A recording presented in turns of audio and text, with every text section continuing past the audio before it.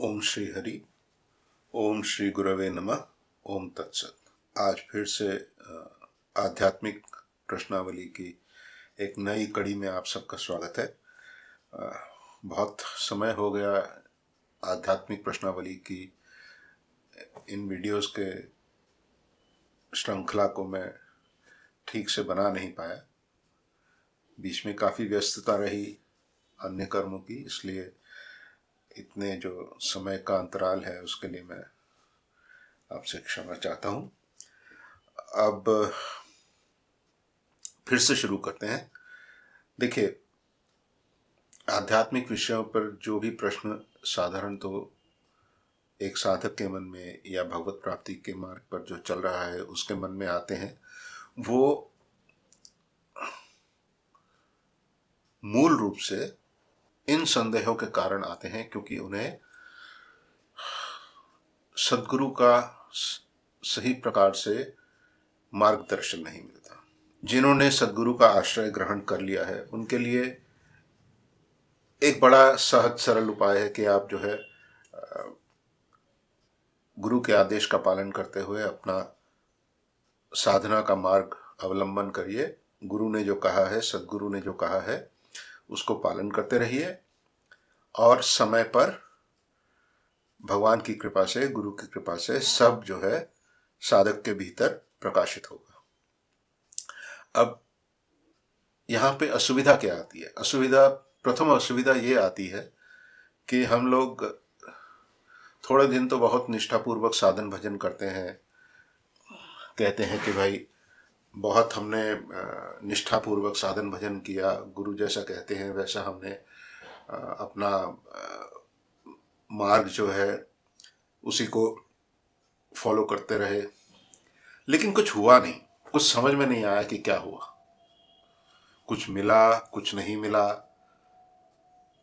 इसका कोई मूल्यांकन करना बहुत कठिन हो जाता है क्योंकि हमें समझ में नहीं आता कि क्या मिलना चाहिए। इस बात का ज्ञान नहीं होता हमको।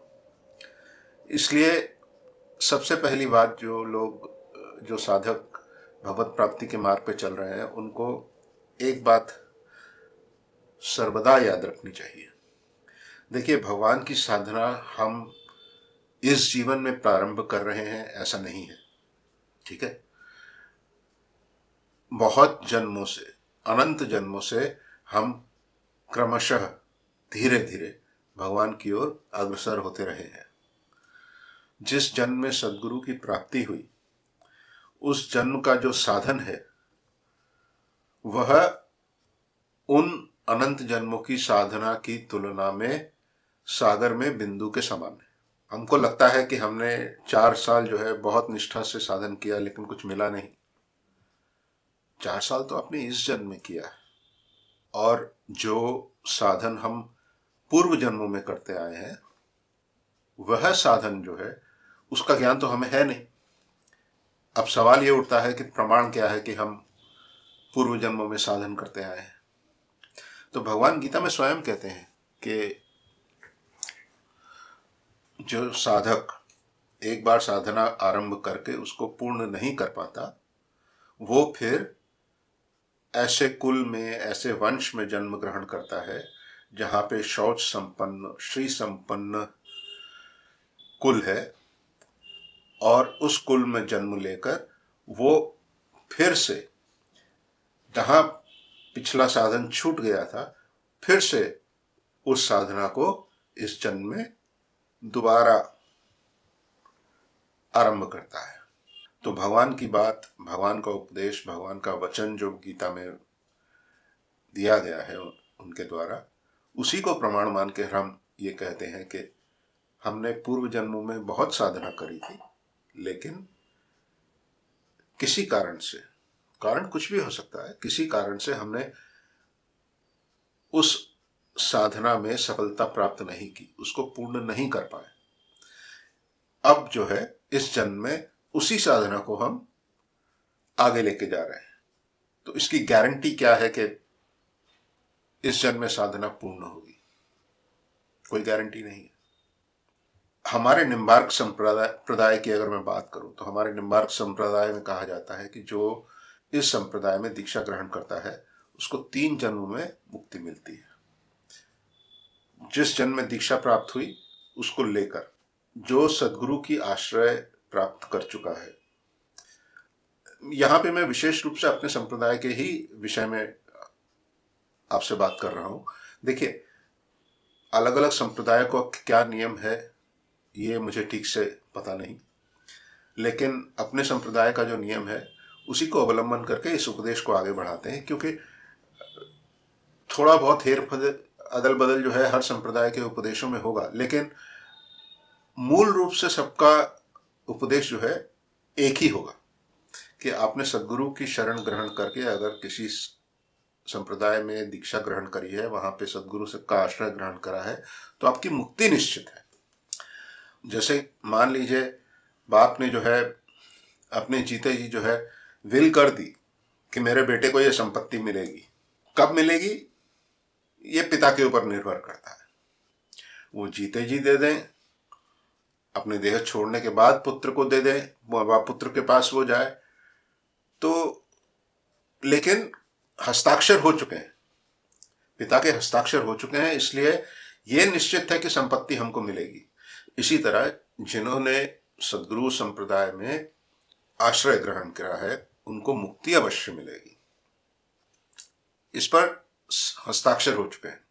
कब मिलेगी ये 2-3 विषयों पर निर्भर करता है। पहला, जिसको दीक्षा मिली है वह कितनी निष्ठा से, कितने अनुशासन से गुरुदेव के आदेश अनुसार अपनी साधना करता है। दूसरा, साधना करने पर भी अगर विषयों में आसक्ति है तो विषयों की आसक्ति जब तक मन में है तब तक साधना का पूर्ण फल विलंब से मिलता है। मिलता जरूर है, अवश्य मिलता है, लेकिन विलंब से मिलता है, देर से मिलता है। तीसरा, गुरु के आदेश के अनुसार आप साधना करते हैं कि नहीं इस पर निर्भर करता है। गुरु जी ने कहा है कि तुमको 2 वक्त जो है सुबह और शाम आसन पर बैठकर अपनी माला जपनी है, कम से कम इतना, और ज्यादा से ज्यादा तुम जितना करना चाहो, अधिक से अधिक तुम जितना करना चाहो उतना कर सकते हो, लेकिन कम से कम इतना करना है। अब आपने सोचा कि चलो ठीक है, कम से कम में ही काम चला लेते हैं, तो ये तो वही बात हुई कि आपने स्कूल गए, टीचर ने जो पढ़ाया क्लास में उसको सुन लिया और सोचा बस यही काफ़ी है, ठीक है, घर जाके पढ़ने की क्या ज़रूरत है। तो पास तो शायद हो ही जाओगे, लेकिन नंबर अच्छे नहीं आएंगे, फर्स्ट रैंक शायद नहीं मिलेगी। अब कुछ लोग जीनियस होते हैं, बच्चे होते हैं, उनको और किसी पढ़ाई की आवश्यकता नहीं होती, उनकी बात नहीं कर रहे हैं, लेकिन साधारण नियम है कि आपको उससे ज़्यादा नंबर नहीं मिलेंगे। तो क्या सदगुरु की शरण ग्रहण करने पर इसी जन्म में मुक्ति मिलती है? मिल सकती है, अवश्य मिल सकती है। मुक्ति प्रदान करना भगवान के हाथ में है, और भगवान और गुरु अभिन्न है। भाव जब साधक के मन में इतना गहरा हो जाएगा कि वो, उसका मन, उसका शरीर, उसकी वाणी सब भगवतमय हो जाएगा, तब उस साधक की मुक्ति में देर नहीं है, अवश्य मिल जाएगी। लेकिन मंत्र की साधना तो कर रहे हैं, लेकिन मन में ये लालसा भी है कि वो मिल जाए, ये मिल जाए, नया घर, नई गाड़ी, थोड़ा और पैसा, बच्चों की शादी, ये वो हो जाए, तो फिर शायद इस जन्म में जहां तक जाओगे वहां तक जाओगे, उसके बाद फिर अगले जन्म में साधना होगी। तो जिसने इस जन्म में सदगुरु का आश्रय ग्रहण करा है उसको गुरु परंपरा छोड़ती नहीं। अगर इस जन्म में साधना पूर्ण न भी हो तो अगले जन्म में वही परंपरा उसी जीव को अपनी ओर आकर्षित करेगी, फिर से उसी परंपरा के किसी सदगुरु से वह जीव दीक्षा प्राप्त करेगा और फिर से वो साधना अपनी आगे करेगा। जो लोग ये समझते हैं कि इसी जन्म में साधना करने से भगवान को प्राप्त कर लेंगे, वो अल्पदर्शी हैं। देखिए, मेरे संप्रदाय के एक महात्मा हैं, महात्मा थे, अब तो शरीर में नहीं है, शिष्य 108 स्वामी रामदास काठे बाबा जी महाराज। वे जिस स्तर के महात्मा थे उस स्तर के महात्मा इस पृथ्वी पर कभी कभी देह धारण करते हैं। उनकी कही हुई एक कहानी है, वो यहाँ मैं संक्षेप में आपको सुनाता हूँ। तो किसी एक गांव में एक अनपढ़ गंवार भक्त रहते थे, उनका नाम था नोना। भगवान में भक्ति थी, लेकिन कैसे करनी है, क्या पूजा करनी है, उनको पता नहीं था। वो कभी अपने मन से खुशी ख्याल से जैसा होता था वैसे करते थे। तो वो देखते थे कि गांव में जो पुजारी जी हैं, पुरोहित हैं, वो शालिग्राम की पूजा करते हैं। तो पुजारी जी को शालिग्राम जी की पूजा करते देख उनको भी मन में हुआ कि हाँ मैं भी करूंगा। तो उन्होंने पुजारी जी से बड़ा निवेदन किया। उन्होंने कहा, पुजारी जी, पुरोहित जी, मुझे भी एक शालिग्राम दे दो, मैं जो है शालिग्राम जी की सेवा पूजा करना चाहता हूँ। आप जैसे पूजा करते हो, भोग लगाते हो, आरती करते हो, मैं भी करना चाहता हूँ।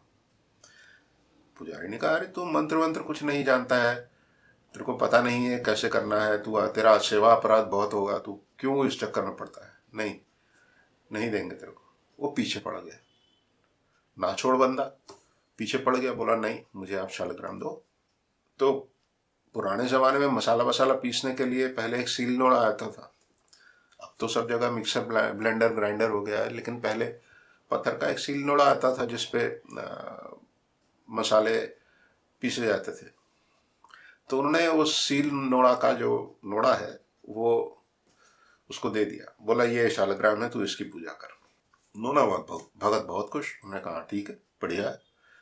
घर ले गए, एक पूजा का आसन वासन बनाया, एक बढ़िया से उनको आसन पर बिठा के फूल तुलसी माला देकर सजाया, आरती वारती करी, भोग लगाया और बोल भगवान को बोला खाओ। न भगवान खाएं न भगवान दर्शन दें, कुछ भी ना हो। नोना बार बार विनती करता रहा, आप खाओ, आप खाओगे, आप ये भोग ग्रहण करोगे तब मैं आपका प्रसाद ग्रहण करूंगा, कुछ ना हो। 3 दिन निकल गए। नोना ने भी जिद ठान ली, अपनी बात पे अड़ गया, बोला आप अगर नहीं खाओगे, ये भोग ग्रहण नहीं करोगे, मैं भी अभुक्त बैठा रहूंगा। 3 दिन निकल जाने के बाद भगवान उसके भाव से प्रसन्न हुए। भगवान ने उसको दर्शन देकर कृतार्थ किया, उसका दिया हुआ भोग ग्रहण किया, तब नोना ने जो है वो प्रसाद ग्रहण किया। अब ये उसके बाद प्रत्येक दिन का नियम हो गया। नोना बड़े प्रेम से भगवान की आरती सेवा पूजा करके उनको भोग लगाता था। भगवान प्रत्यक्ष रूप में आके भोग ग्रहण करते थे, नोना प्रसाद पाता था, बड़ा आनंद से चल रहा था। कुछ दिन ऐसे, एक दिन रास्ते में जाते जाते नोना भगत की भेंट जो है पुरोहित जी से हुई। पुरोहित ने वैसे ही व्यंग करते हुए पूछा, और नोना तेरी पूजा कैसी चल रही है? कहा बहुत बढ़िया चल रही है, अति उत्तम। ठाकुर जी को आपने जो ठाकुर जी जो दिए हैं वो तो बहुत जागृत है, मैं उनको श्रृंगार करके फूल माला तुलसी देकर चंदन देकर आरती करता हूँ, फिर भोग लगाता हूँ, वो स्वयं आके जो है भोग ग्रहण करते हैं। बोले स्वयं आके भोग ग्रहण करते हैं? बोले हाँ, पहले पहले थोड़ा बहुत उन्होंने गोलमाल किया था, 3 दिन आए ही नहीं, फिर आए, उसके बाद से रोज आके भोग ग्रहण करते हैं। पुरोहित को मन में बड़ा अफसोस हुआ। उसने कहा, नोना तेरा भाग्य बहुत अच्छा है, भगवान ने तेरे हाथ से जो है भोग ग्रहण किया है, अभी करते हैं, रोज करते हैं। मैं तो इतने दिन से ठाकुर जी की पूजा कर रहा हूँ, मेरे हाथ से तो कभी उन्होंने प्रत्यक्ष रूप में भोग ग्रहण नहीं किया। तेरा भाग्य बहुत अच्छा है, भगवान की बहुत कृपा है तेरे पर। ये कहकर पुरोहित जी चले गए। इधर नोना के मन में थोड़ा सा अहंकार हो गया। बोला पुरोहित इतने दिनों से लगा हुआ है अपनी पूजा पाठ में, इसमें उसको कुछ मिला ही नहीं, और यहाँ देखो मैं रोज भोग लगाता हूँ, भगवान भोग ग्रहण करते हैं और मैं प्रसाद पाता हूँ। तो भगवान तो अंतर्यामी है, और भक्त का अहंकार वो वैसे भी रहने नहीं देते। बहुतों का अहंकार उन्होंने नष्ट किया है, रुक्मिणी देवी, नारद, अर्जुन, हनुमान, सबका अहंकार उन्होंने नष्ट किया है। तो उस दिन जब भगवान ने दर्शन दिए तो भगवान ने उसको कहा, नोना को, नोना चल तेरे को कुछ दिखाते हैं। भगवान उसको आकाश मार्ग से ले गए एक शमशान में। शमशान में हजारों चिताएं जल रही थी, हजारों। उन्होंने पूछा, प्रभु ये कहाँ ले आया आप? तो भगवान ने कहा, बेटा नोना, ये जो एक एक चिता जल रही है ना, ये तेरे एक एक जन्म की साधना है। इतनी धूनी तू हमारे लिए तापा है, तब जाके तुझे मेरा दर्शन मिला है, ऐसे नहीं मिला। इसलिए जो भी भगवत प्राप्ति के पथ पर है, जो भी भगवान की आराधना करते हैं, जो भी भगवान की प्राप्ति के इच्छुक हैं, उनके लिए सर्वप्रथम सदगुरु का आश्रय ग्रहण करना आवश्यक है। यह मैं पहले बता चुका हूं कई बार अन्य विषयों के बारे में चर्चा करते हुए, और एक विशेष करके इस विषय में भी चर्चा करिए। तो सर्वप्रथम सदगुरु का आश्रय ग्रहण करना। द्वितीय, गुरु जी ने जैसा आदेश दिया है उस प्रकार से साधना करना, निष्ठापूर्वक साधना करना, अनुशासन से साधना करना। गुरु जी ने अगर कहा है 2 वक्त सुबह और शाम, प्रातः और संध्या तुमको अपनी माला पर जप करना है आसन पर बैठकर, तो वो अवश्य ही करना। धीरज हारने से कि इतने दिन तो कर रहे हैं कुछ नहीं हुआ, ये सबसे प्रधान विघ्न आता है साधन भजन में, भगवान की प्राप्ति में। साधन कितने प्रकार का होता है, साधना कितने प्रकार की होती है, मूल रूप से इसके बारे में हम इसके पश्चात जो चर्चा करेंगे उसमें करेंगे। आज के लिए इतना ही ठीक है। धीरे धीरे क्रमशः एक एक विषय को हम डिस्कस करेंगे। देखिए, मूल रूप से मैं बता दूं, साधना के 3 अंग हैं। एक है मंत्र की आराधना, गुरु जी से जो मंत्र मिला है। दूसरा है गुरु की आराधना, मंत्र के जो उपदेष्टा है उनकी आराधना। और तीसरा है मंत्र के जो इष्ट हैं उनकी आराधना। तो इन 3 अंगों में हमारी साधना पूर्ण होती है। इन तीनों के विषय में हम एक एक करके फिर से चर्चा करेंगे। एक एक विषय को एक एक बार पकड़कर उस पर विस्तार से चर्चा करेंगे। आज के लिए यहीं छोड़ देते हैं। ओम श्री गुरवे नमः। ओम तत्सत। ओम श्री हरि।